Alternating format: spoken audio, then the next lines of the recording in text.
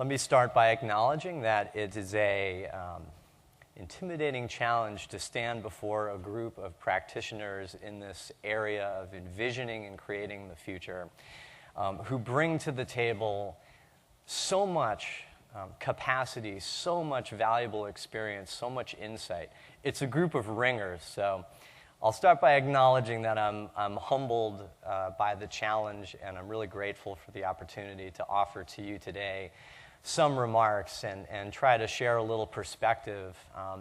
First, from a really, really high level, to try to take into context what Syngenta is announcing today and put it in a broader and, let's say, more deep time context of what we're really involved in here.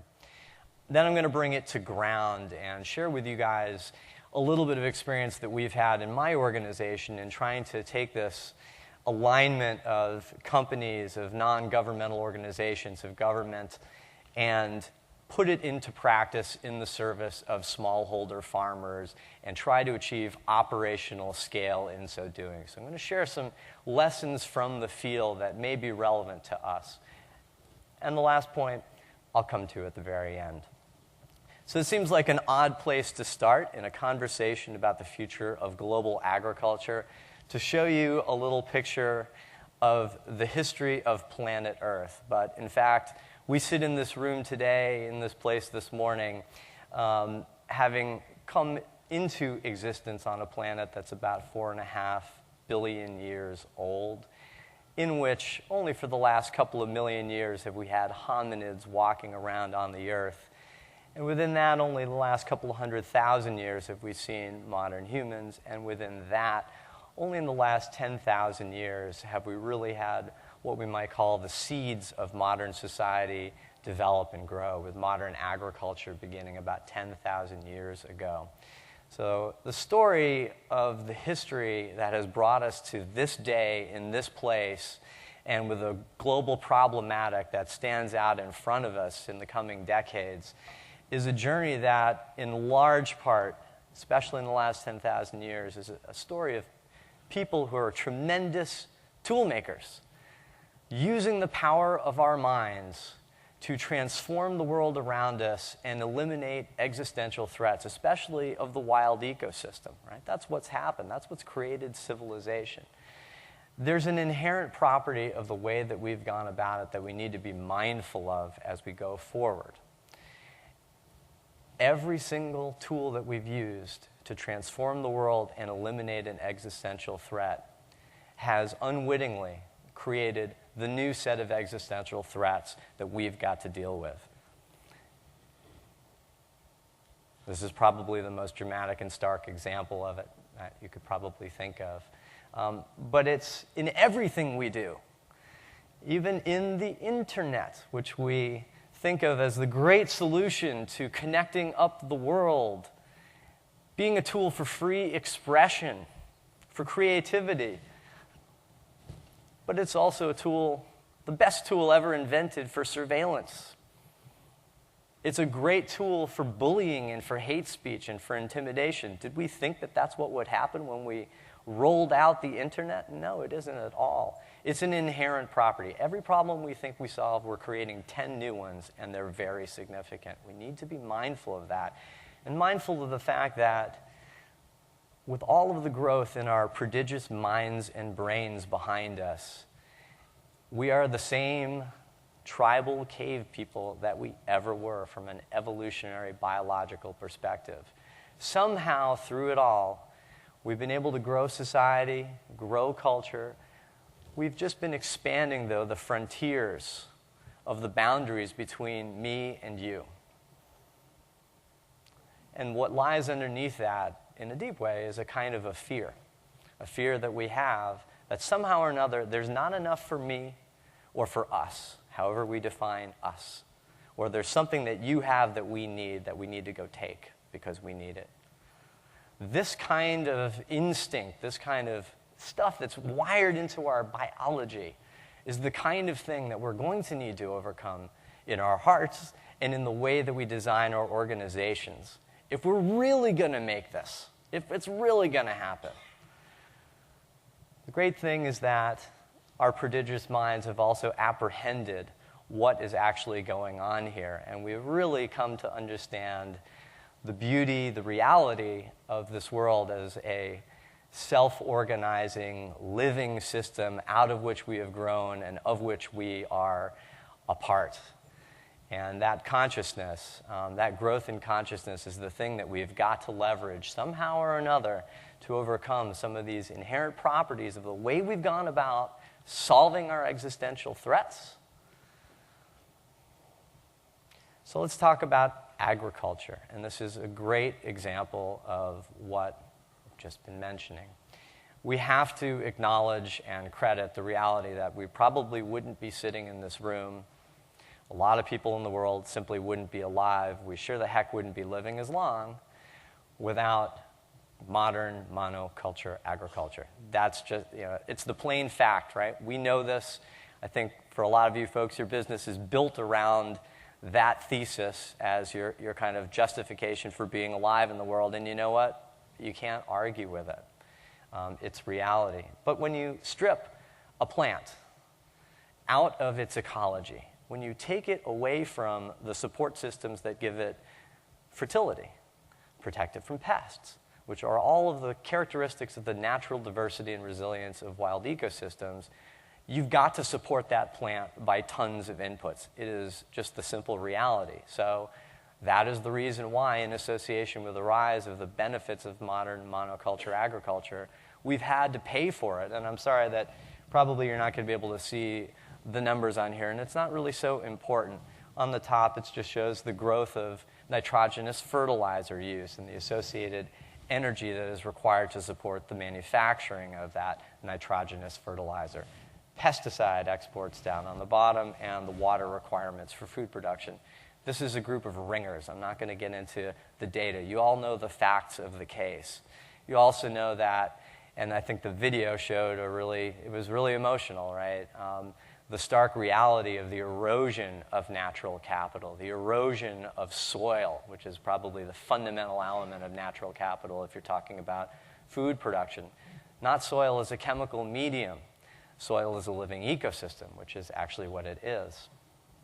So we know all of this, and many of you here are the authors or have been involved in the World Economic Forum New Vision for Agriculture, and I think that the main conclusion out of that report, what can you say but it's true. Something's got to give. The way that we've been doing things in the past absolutely cannot happen the same way in the future. And I must say, it's not just about setting different kinds of targets.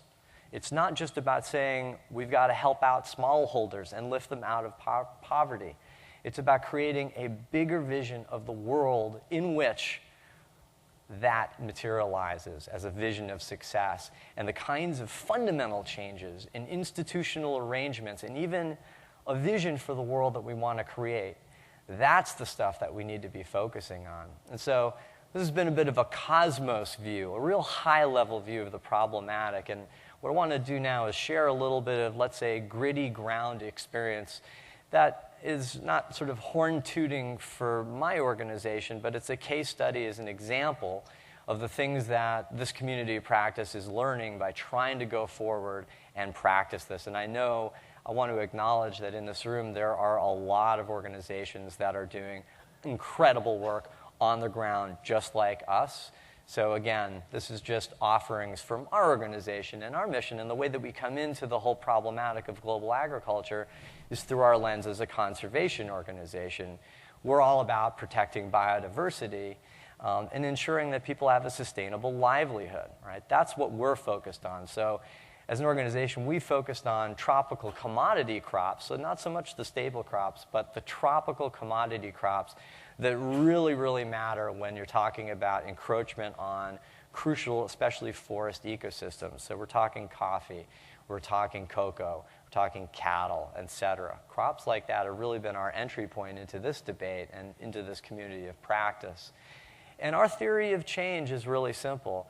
We believe that the only way to make a lasting difference on the ground is to simultaneously and comprehensively redesign the entire value chain, intervene at the level of consumer behavior, at the level of business practice, and at the level of land use practice in a coordinated way.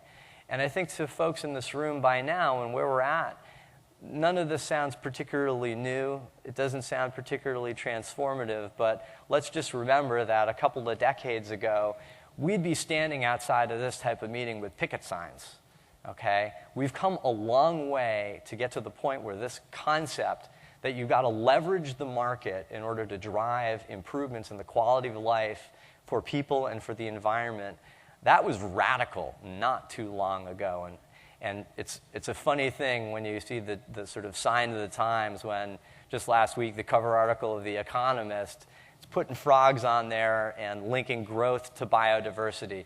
Something has changed, and I think that's a good thing. And let's say that our example and the things that we've been doing, along with many others, have begun to really change the way of thinking here and stretch the paradigm operationally and strategically. And so what we do in Rainforest Alliance, as I've mentioned, is work across the whole value chain, and it's anchored around 3 components.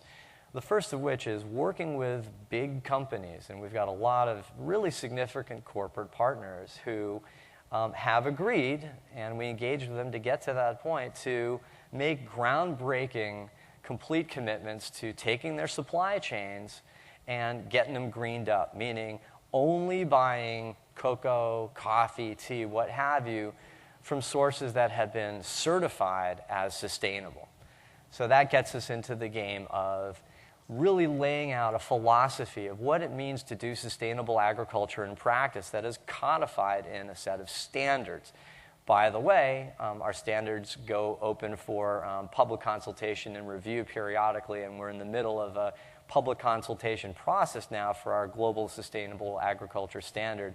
And we really invite your comment and your participation in that process. So please talk to me afterwards if you'd like to be involved in that.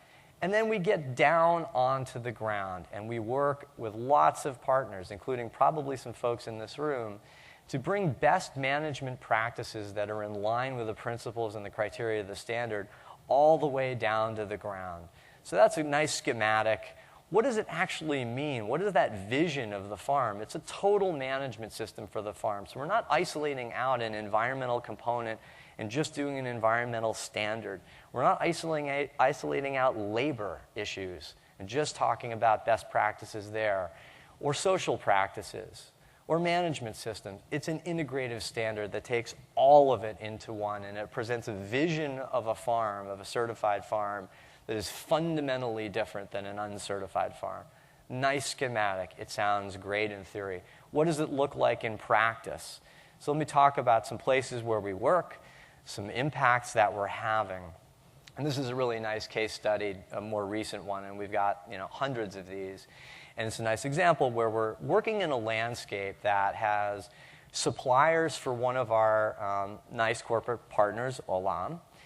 So they've got a lot of supply that's coming out from this landscape, and this landscape is situated in between 2 really important protected areas, a forest reserve and a national park, where, of course, they've been having the typical encroachment issues. So over the past few years, we've been working with farmers, training most of the farmers that are in this landscape, getting to a pretty large scale pretty quickly with them, and we're seeing, as a result of this work, significant increases in productivity on the ground, the adoption of a lot of really smart climate-resilient practices, surface water storage, of course, shade agriculture, deep mulching, et cetera, things like that. Around this, the community has been building new types of resource tenure governance structures that are giving people more incentives to make the long-term investments they need, which you can't make unless you've got secure tenure to your resources. And we've also been working to diversify their economic base, because you can't expect folks to stop encroaching on virgin land if they can't grow their livelihood, because being on the bottom of a value chain, of a cocoa value chain, is still being on the bottom of a value chain. So one of the things we've been doing is helping them raise bees and also domesticate a species of a kind of nutria, which roams around there, which is a type of bushmeat. This is significantly increasing caloric intake, household income, and so forth there in the landscape. So just one example of some of the things that happen when we get down onto the ground in the context of standards and certification. And of course, yes, price premiums are flowing down to the farmers through certification, and that's nice, but it's about the fundamental impact of the best management practices that really drives this. And that impact is really significant, and we're finding this more and more in the places that we work. Just moving over to Côte d'Ivoire, we see huge increases in net income on a per hectare basis in certified farms, and this is not because of a price premium. This is because of fundamental improvements in productivity through the adoption of ecological best management practices. And so I think, by and large, the thing that we're learning from this work, and I must say and acknowledge this is in the context of crops that are well-suited for agroforest-type systems, but the things that we're learning are consistent with a great article that everyone should take a look at that just came out in Ecology Letters a couple of weeks ago. The services that are provided by a natural farming approach, and especially by the services that are provided by intact ecosystems available in your production landscape, are really significant, and they're material. So these little warblers here and other insectivorous birds are going ahead and chowing down on the coffee borer to the tune of about $10,000 almost of annual value for a typical Costa Rican medium-sized coffee farm. That is an ecosystem service, and you're only going to get it if you have a lot of shade on your coffee farm and you've got some intact wild ecosystems around that provide enough habitat for these birds, right? Natural design, integrated design of production systems in nature. That's the thing that we're really learning is a super powerful design paradigm. It's not just a strategy, it's a paradigm for design. And the great thing is this market mechanism is working. Our frog, probably a lot of you folks have seen it around. If you start looking now after you hear me today, you'll probably see that frog on a lot of tea, a lot of coffee, a lot of chocolate bars, and some bananas. It's getting around all over the place, and that's driving a kind of a virtuous circle. So what's happening is that's driving significant demand for farmers to come into the program to the point where now we have about almost 12% as of today of the global tea production certified, Rainforest Alliance certified. About 10% of the coffee supply, about 5% almost of the coffee supply, 20% of the export market for bananas, 3% of the total. So and if I had come to you and shown these numbers 5 years ago, they'd be negligible. We're doing growth rates on an annual basis of about 50+%. So this is taking off, and the leveraging. We're just a small organization. We're a $50 million annual turnover organization, and we do a lot more than just agriculture. We're active in a whole bunch of different sectors. So this isn't tooting our horn specifically. It's a case study and a way to restructure the relationships around a totally different paradigm in the value chain that has shown itself to get some really nice impacts on the ground and be scalable. And those are the kinds of new arrangements that we're going to need to bring together in practice to operationalize these grand visions. So a couple of offerings that I'll leave you with, and we can carry on with the rest of the day. And I'd want to just be in the spirit of the comment I made earlier. Every problem that you solve with a technology or solution creates more. I'll be honest, and we have lots of problems precisely in the fact that the market incentives that drive people now increasingly to come into certification lead people to want to go get the piece of paper so they can get price premiums. They don't necessarily understand or are bought into the wider mission of the endeavor. And that fundamentally compromises, or at least is a threat to our system, because people may be coming in with incentives to do the minimum, not the maximum, maybe even to cheat. So you got to be careful about the horse you ride when you're talking about markets. So that's a little bit of, like, let's say, self-honesty about the limitations and the challenges of our own mission and our own approach. And I think, let's say, some offerings for those of us in the civil society community. This is work that obviously has stretched the paradigm of what it means to be a non-governmental organization. We're doing some things that are pretty nutty compared to what you might have thought was the typical role or job of an NGO. But we've got to learn from failure. It doesn't mean, as we stretch paradigms, we're doing everything the right way or even the right things. So we've got to learn from failure. We've got to be open about the real fundamental challenges here and not just tout our successes. And the thing is, we can't just get wrapped up in our own model of intervention or wrap too tightly around our own theories of change. And both for us and for the corporate sector, and for you guys at Syngenta, we've got to get past the things that we even think are important and really focus on a vision for success for the future.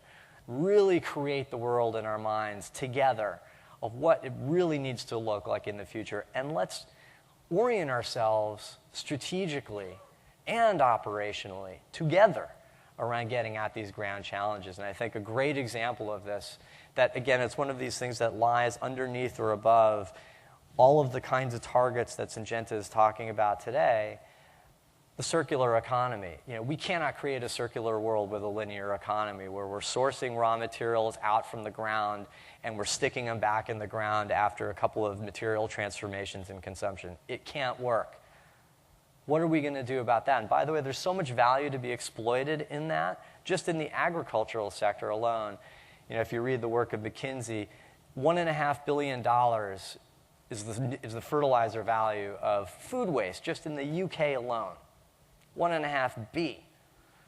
We've got enough urine coming out of us that if we captured it, and by the way, it comes out in the form, right, the nitrogen in our urine comes out in the form of urea. It's eminently usable by plants. And it's been well demonstrated on the ground. We capture all our urine. We've got 7 trillion loaves of bread worth of wheat grown every year.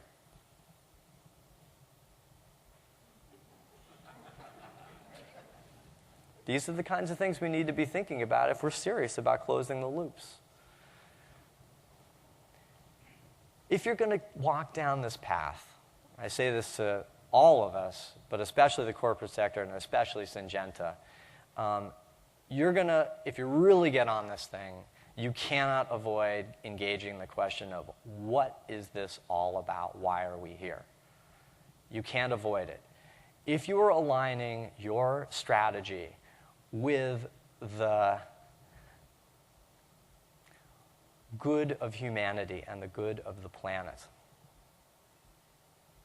it means a total inversion of what you have been typically using as an operating paradigm. If you're going to deliver value to shareholders, of course you have to solve problems and serve customers. So there's a lot of space in there. You got a lot of business ahead of you if that's what your agenda is. But your incentives are to concentrate profit and spread cost. If we're going to create a world where smallholders are going not just from $1 a day to a couple of dollars a day, but still hanging on the edge of poverty, okay? It's not just about shared value models of business.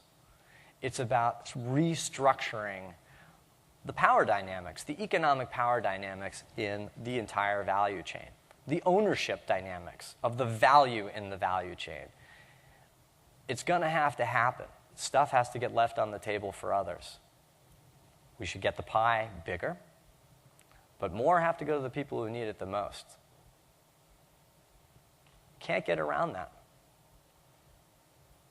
And that's where it really comes down to this sort of linking it back to fear and to our own personal behavior. This is a group of people in this room that are part of what I've heard called are the informed elite. We might be classified by pollsters in that sort of a category, okay? I'd love for us to go back out there and see how much of our breakfast has been left on our breakfast plates. When we know full well that the global problematic of agriculture is dictated in no small part by what?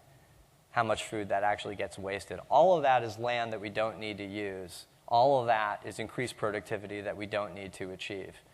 What am I doing about that?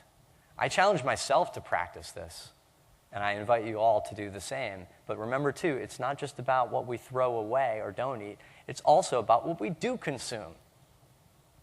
So remember, for example, if you're going to turn one dial in the global agriculture problematic that will set in motion fundamentally greater or fundamentally less needs for land and productivity increases, it's per capita meat consumption. I'm not advocating anything other than think about it and align global values and the global need with your own personal actions. We can retrain ourselves. We have an obligation to do so. If If we don't transform ourselves authentically inside in our own work, how are we going to do it with our organizations? How? So we're a work in progress. And just remember, if you don't have it in you to think about all the billions of other people as the basis for growing out your compassion, just remember, don't take it from me. Take it from the experts. It's your own happiness that really depends on it. Thank you so much for your time.